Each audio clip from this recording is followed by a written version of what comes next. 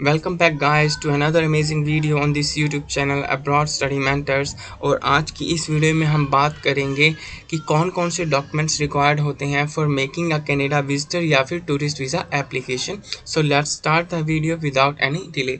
जो सबसे पहली रिक्वायरमेंट होती है गाइस, दैट इज़ आपको अपने पासपोर्ट के फ्रंट एंड बैक पेज की नोटराइज्ड कॉपीज़ को अपलोड करना पड़ता है आपकी कनाडा विजिटर वीज़ा या टूरिस्ट वीज़ा एप्लीकेशन के साथ।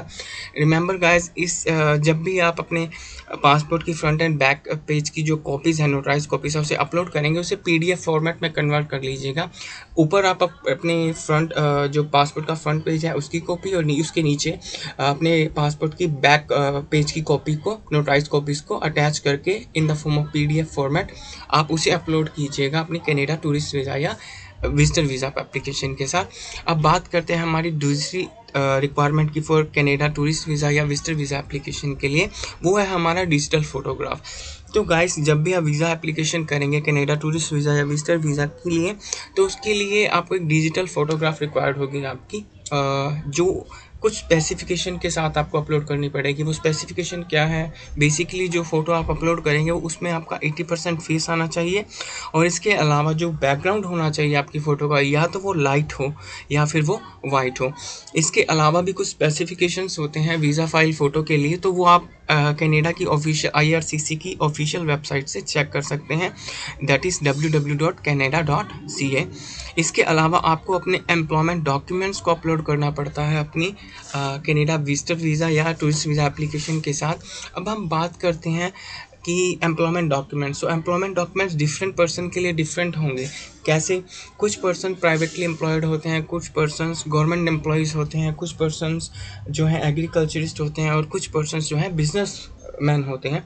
तो इन तीनों कैटेगरीज के लिए डिफरेंट डिफरेंट डॉक्यूमेंट्स हैं। सो पहले हम डिस्क्राइब करते हैं, अगर कोई पर्सन प्राइवेटली एम्प्लॉयड है या गवर्नमेंट एम्प्लॉय है, सो सबसे पहला जो उसे डॉक्यूमेंट रिक्वायर्ड होगा वो होगा लेटर ऑफ ज्वाइनिंग या ज्वाइनिंग लेटर। उस पर्सन को अपना ज्वाइनिंग लेटर अपलोड करना पड़ेगा। इसके अलावा उसे जो उसने कनाडा जाने के लिए लीव सैंक्शन हुई है उसका ऑफिशियल लेटर उसे अपलोड करना पड़ेगा।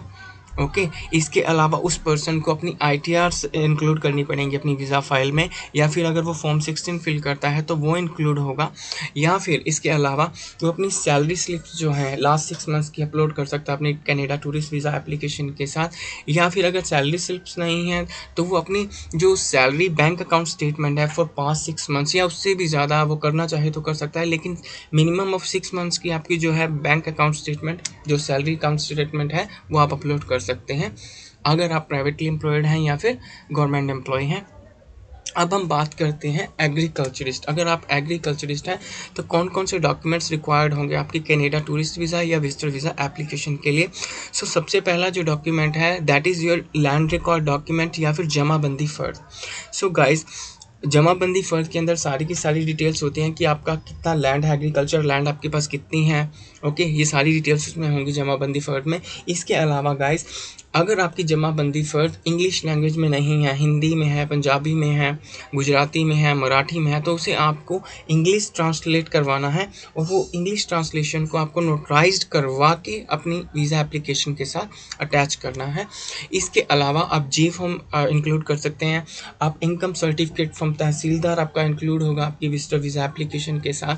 Other than these documents you can also include your ITRs। आप अपनी ITRs भी इंक्लूड कर सकते हैं। ITRs में स्पेसिफिकली मेंशन होना चाहिए कि जो आपकी इनकम का मेजर पार्ट है वो एग्रीकल्चर से आ रहा है। अगर आप बिजनेस पर्सन हैं तो आपको कौन कौन से डॉक्यूमेंट्स रिक्वायर्ड होंगे। जो सबसे पहला डॉक्यूमेंट होगा that is your companies registration certificate. उसके बाद आपकी कंपनी की ITRs, अपनी ITRs, आपकी कंपनी के करंट अकाउंट स्टेटमेंट की जो करंट अकाउंट स्टेटमेंट है वो आप अपलोड करेंगे। इसके अलावा आप अपनी कंपनी का लेटर हेड की कॉपी इंक्लूड करेंगे। गाइस, जब भी आप अपनी कंपनी की लेटर हेड की कॉपी इंक्लूड करें उसे क्रॉस जरूर कर दीजिएगा बिफोर अपलोडिंग। इसके अलावा आप अपनी कंपनी का विजिटिंग कार्ड भी इंक्लूड कर सकते हैं, GST सर्टिफिकेट इंक्लूड कर सकते हैं। अगर पॉसिबल है अगर आप अपनी कंपनी के प्रोडक्ट्स और सर्विसेज को प्रमोट करने के लिए सोशल मीडिया अकाउंट्स को यूज़ करते हैं, तो आप अपने सोशल मीडिया अकाउंट्स की जो डिटेल्स हैं वो अपने कवरिंग लेटर में मेंशन कर सकते हैं, जो आप अपनी विजिटर वीज़ा एप्लीकेशन के साथ सबमिट करेंगे। So guys, this was all about employment documents. Okay, now let's proceed further. अब बात करते हैं हम फाइनेंशियल एसेट्स की। फाइनेंशियल एसेट्स क्या होते हैं? फाइनेंशियल एसेट्स या फिर अदर वर्ड्स हम कह सकते हैं कि ऐसे एसेट्स जो ये कंफर्म करें वीज़ा ऑफिसर को कि आफ्टर विजिटिंग कनाडा आप अपनी होम कंट्री, अगर मैं इंडिया से हूँ तो मैं इंडिया वापस आऊँगा, तो इसमें आप क्या क्या चीज़ इंक्लूड कर सकते हैं। तो सबसे पहली चीज़ आप इंक्लूड कर सकते हैं, आप अपने लैंड या प्रॉपर्टी डॉक्यूमेंट्स इंक्लूड कर सकते हैं, आप सीए रिपोर्ट्स इंक्लूड कर सकते हैं, वैल्यूएशन रिपोर्ट्स इंक्लूड कर सकते हैं, आप अपनी वेल्थ रिपोर्ट्स इंक्लूड कर सकते हैं। इसके अलावा अगर आपके पास कोई अदर फाइनेंशियल एसेट है, जैसे एफडी है, फिक्स डिपॉजिट की है आपके पास, या फिर आपने कोई पॉलिसी ले रखी है, एलआईसी पॉलिसी है, अदर पॉलिसीज़ हैं, उनके डॉक्यूमेंट्स आप इंक्लूड कर सकते हैं। इसके अलावा अगर आपने कोई बॉन्ड्स खरीदे हुए हैं या शेयर्स खरीदे हुए हैं, उनसे रिलेटेड डॉक्यूमेंट्स भी आप इसमें अपलोड कर सकते हैं। सो बेसिकली जो एसेट्स हैं ये कंफर्म कर रहे हैं वीज़ा ऑफिसर को कि आपकी जो आपका जो स्टेटस है आपकी होम कंट्री के अंदर, आप वेल सेटल्ड हैं और आप आफ्टर विजिटिंग कनाडा आप अपनी कंट्री होम कंट्री में वापस आएंगे। So that is all about assets in your home country. Okay, अब बात करते हैं हम नेक्स्ट डॉक्यूमेंट की जो आपको प्रोवाइड करना पड़ेगा, दैट इज़ कवरिंग लेटर, और यू कैन से एसओपी और लेटर ऑफ इंटेंट और statement of purpose. So basically आप जब भी अपनी कनाडा टूरिस्ट वीज़ा की एप्लीकेशन सबमिट करेंगे, आपको एक कवरिंग लेटर अपलोड करना पड़ेगा। उसके साथ उस कवरिंग लेटर में आपकी अपनी पर्सनल डिटेल्स आएंगी, आपके पासपोर्ट नंबर आएगा, आपका डेट ऑफ बर्थ आएगा, आपका रेजिडेंशियल एड्रेस आएगा, आपकी जो विजिटिंग प्लान्स हैं कनाडा में, आप कौन कौन से प्लेसेस विजिट करेंगे, अगर आप एज अ टूरिस्ट जा रहे हैं तो वो आपको मेंशन करना पड़ेगा।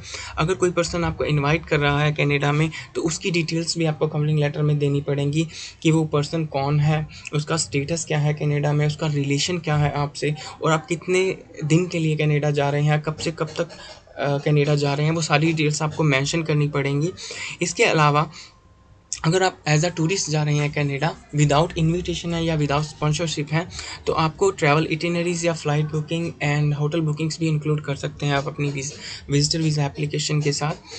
अगर गाइस कोई बच्चा आपके साथ कंपनी करता है to Canada, then it is must for you कि आपको एक एफिडेविट देना पड़ेगा जिसमें आप ये मेंशन करेंगे कि during the journey to Canada and in Canada आप उस बच्चे की टेक केयर करेंगे, आप रिस्पॉन्सिबल हैं उसकी टेक केयर के लिए। ओके, तो ये एफिडेविट लगेगा। इसके अलावा अगर वो बच्चा स्टूडेंट है, तो आप उसके जो जहाँ भी वो स्टडी करता है, किसी भी कॉलेज में है, यूनिवर्सिटी में है, स्कूल में है, वहाँ से आप उसका लीव लेटर ले सकते हैं, उसे अटैच कर सकते हैं विजिटर वीज़ा एप्लीकेशन के साथ। अपार्ट फ्रॉम दैट आप उसका आइडेंटिटी कार्ड भी की कॉपी भी इंक्लूड कर सकते हैं उसकी विजिटर वीज़ा एप्लीकेशन के साथ। अब बात करते हैं अदर डॉक्यूमेंट जो हैं नेशनल आइडेंटिटी डॉक्यूमेंट। सो आपको एक नेशनल आइडेंटिटी डॉक्यूमेंट भी इंक्लूड करना पड़ेगा आपकी विजिटर वीज़ा एप्लीकेशन के साथ, जिसमें आप अगर आप इंडिया से हैं तो आप आधार कार्ड का यूज़ कर सकते हैं या वोटर आईडी कार्ड का यूज़ कर सकते हैं। अगर आप किसी और कंट्री से हैं तो अदर देन पासपोर्ट आपके पास कौन सा नेशनल आइडेंटिटी डॉक्यूमेंट अवेलेबल है तो आप उसका यूज़ कर सकते हैं। ओके गाइस, अब बात करते हैं one of the most important documents, fund documents. और यहाँ बात करेंगे हम कितना फ़ंड चाहिए और किस तरह हम फ़ंड शो कर सकते हैं। सो बेसिकली जो सबसे बेस्ट वे है फ़ंड शो करने की for Canada tourist visa application, कि आपके सेविंग्स अकाउंट में इतना पैसा हो जो आपके जो एक्सपेंसेस हैं कनाडा टूरिस्ट वीज़ा के लिए, जो आप एप्लीकेशन सबमिट कर रहे हैं, आपके विज़िट के लिए जितने भी फ़ंड चाहिए वो अवेलेबल हैं already in your bank account. So basically guys, कितना फ़ंड शो करना है हमें, अगर मान लीजिए आपका कनाडा जाने का और वहाँ से वापस आने का खर्चा 3 लाख रुपए है, तो कम से कम आपके अकाउंट में 9 लाख रुपए होना चाहिए। अगर आपका खर्चा 1 लाख है तो आपके पास 3 लाख रुपए बैंक अकाउंट में होने चाहिए। तो कहने का मतलब क्या है, जितना खर्चा है उसका 3 गुना आपके बैंक अकाउंट में होना चाहिए। दिस इज़ अबाउट फंड्स कि कितना फ़ंड चाहिए। और हाँ गाइस, आपका फ़ंड जो है एटलीस्ट 6 मंथ्स ओल्ड होना चाहिए, तो सब बहुत बेस्ट रहता है। Okay guys, now let's proceed further. अगर मान लीजिए कोई पर्सन आपको इनवाइट कर रहा है कनाडा विज़िट करने के लिए, और आपका रिश्तेदार हो सकता है, आपका बेटा हो सकता है, आपकी बेटी हो सकती है, तो उसके कौन कौन से डॉक्यूमेंट्स इंक्लूड होंगे। जो सबसे पहला डॉक्यूमेंट होगा that is invitation letter from that person. वो इन्विटेशन लेटर आपको भेजेगा कि मैं इस पर्सन को इनवाइट कर रहा हूँ फॉर विजिटिंग कनाडा, और वो जो इनविटेशन लेटर होता है वो नोटरी पब्लिक होना चाहिए। इसके अलावा वो पर्सन अपना gas bill, electricity bill, rent deed include कर सकता है आपकी विजिटर वीज़ा एप्लीकेशन के साथ, कि as a proof of residential address कि वो कहाँ रह रहा है इन कनाडा। इसके अलावा अगर वो पर्सन आपको फाइनेंशियली सपोर्ट करेगा फॉर विजिटिंग कनाडा तो अदर डॉक्यूमेंट्स भी रिक्वायर्ड होंगे, जिनमें आएगी bank account statement plus tax returns उस पर्सन की, उसके एम्प्लॉयमेंट रिलेटेड डॉक्यूमेंट जिसमें इंक्लूड होगा उनका उसका जॉब लेटर, सैलरी स्लिप्स या उसकी सैलरी अकाउंट स्टेटमेंट। इसके अलावा आपको जो डॉक्यूमेंट्स इंक्लूड करने पड़ेंगे अगर कोई पर्सन आपको इनवाइट करता है फॉर विजिटिंग कनाडा, उससे आपका रिलेशन क्या है, इस चीज़ की वेरिफिकेशन के लिए आपको डॉक्यूमेंट देना पड़ेगा। वो हो सकता है मैरिज सर्टिफिकेट, हो सकता है पासपोर्ट कॉपी, हो सकता है जिसमें आपका रेजिडेंशियल उस पर्सन के रेजिडेंशियल एड्रेस के साथ सेम हो, आपके पेरेंट्स के नेम सेम हो, या फिर अगर आप इंडिया से तो आप फैमिली आईडी भी इंक्लूड कर सकते हैं। इसके अलावा आपको रिक्वायर्ड होगा document confirming that person status in Canada, कि वो पर्सन का स्टेटस क्या है कनाडा के अंदर, या तो वो स्टडी परमिट पे है या वर्क परमिट पे है या टीआर है या पीआर है। अगर वो स्टडी परमिट पे है तो उसके स्टडी परमिट की कॉपी आपकी एप्लीकेशन के साथ लगेगी। अगर वो वर्क परमिट पे है तो उसकी वर्क परमिट की कॉपी आपकी एप्लीकेशन के साथ आपको सबमिट करनी पड़ेगी। अगर वो पीआर है या टीआर है तो उसकी पीआर या टीआर कार्ड की कॉपी आपके जो एप्लीकेशन है आपके साथ उसके साथ आपको सबमिट करनी पड़ेगी। इसके अलावा आप उसकी पासपोर्ट की कॉपी भी अटैच कर सकते हैं अपनी एप्लीकेशन के साथ।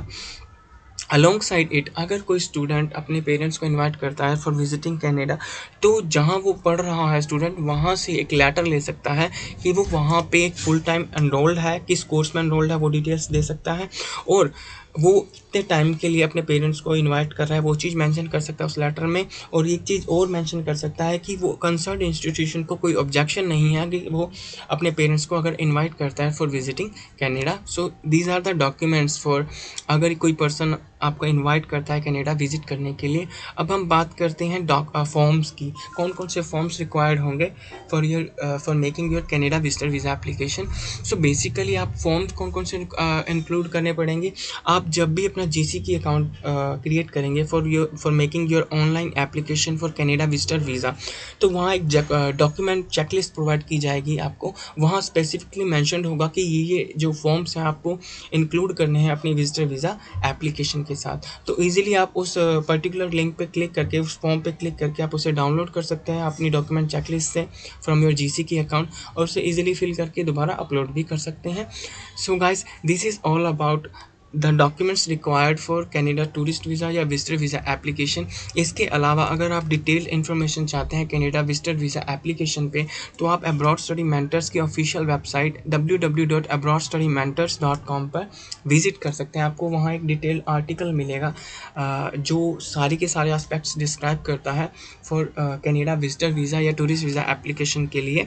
So guys, this is all about the documents required for Canada tourist visa या visitor visa application. So if you like the video, please hit the like button and do subscribe the channel for more interesting video like this. Thank you very much guys.